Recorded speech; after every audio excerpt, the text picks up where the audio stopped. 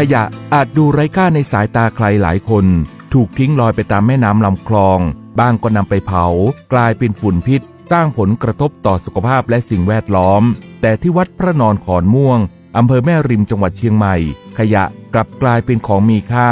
ถูกแปลเปลี่ยนเป็นสังฆทานรูปแบบใหม่คือศรัทธาที่เกิดจากความร่วมมือของชาวบ้านในการคัดแยกรวบรวมและมอบขยะพลาสติกเหล่านี้เพื่อถวายวัดด้วยหัวใจศรัทธา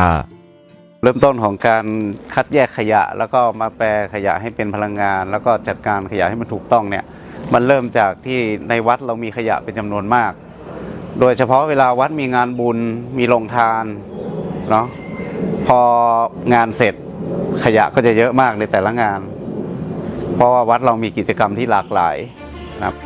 ขยะทุกถุงที่ถวายวัดไม่ใช่แค่ลดขยะในชุมชนแต่คือการสร้างบุญใหม่ผ่านการแยกขยะด้วยหัวใจ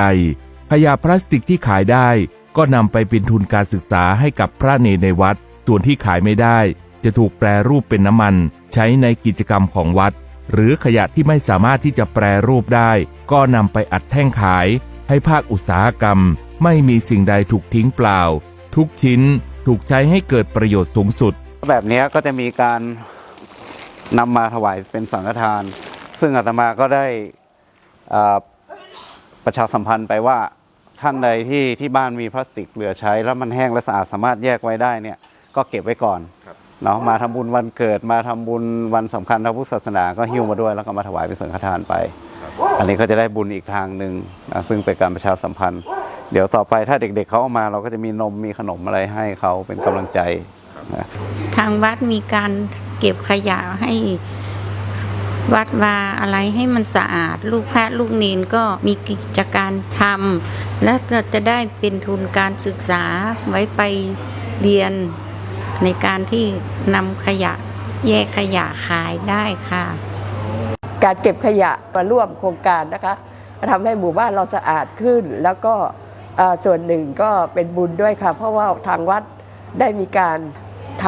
ำขยะรีไซเคิลหรือว่าขยะสังฆทานด้วยค่ะ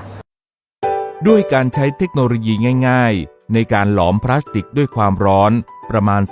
200-300 องศาเซลเซียสจนกลายเป็นของเหลวก่อนถูกกลั่นออกมาเป็นน้ำมันดีเซลเบนซินน้ำมันก๊าซรวมถึงก๊าซชีวภาพที่นำกลับมาใช้ประโยชน์ได้จริงข้างล่างนี่จะเป็นดีเซลอันนี้เป็นน้ำมันดีเซลอันนี้จะเป็นน้ำมันก๊าซอันนี้จะเป็นเบนซินเนาะส่วนตัวนี้มันจะเป็นตัวแก๊สน้ำมันที่ได้ไม่ใช่แค่การทดลองแต่ใช้ได้จริงใช้จุดตะเกียงหรือแม้แต่เป็นเชื้อเพลิงในการฌาปนกิจศพช่วยลดภาระของครอบครัวผู้ล่วงลับโครงการนี้ไม่ได้แค่เปลี่ยนแค่พลังงานแต่เปลี่ยนมุมมองของคนในชุมชนด้วยการสร้างวินัยในการคัดแยกขยะและเห็นคุณค่าของขยะที่เคยถูกมองว่าไร้ค่าซึ่งกลับกลายเป็นโอกาสในการสร้างบุญและเป็นพลังที่ช่วยรักษาสิ่งแวดล้อมอย่างยั่งยืนขยะที่ดูไร้ค่ากลับกลายเป็นของมีค่าแต่ที่วัดพระนอนขอนม่วงเพราะนี่คือสังฆทานคือเชื้อเพลิงและคือจุดเริ่มต้นของการเปลี่ยนแปลงภายใต้การขับเคลื่อนด้วยพลังศรัทธาและลงมือทำด้วยหัวใจเพราะการแยกขยะในวันนี้คือการรักษาโลกให้คนรุ่นต่อไปเริ่มต้นที่บ้านของเราเปลี่ยนขยะให้เป็นพลังเปลี่ยนการทิ้งให้เป็นการให้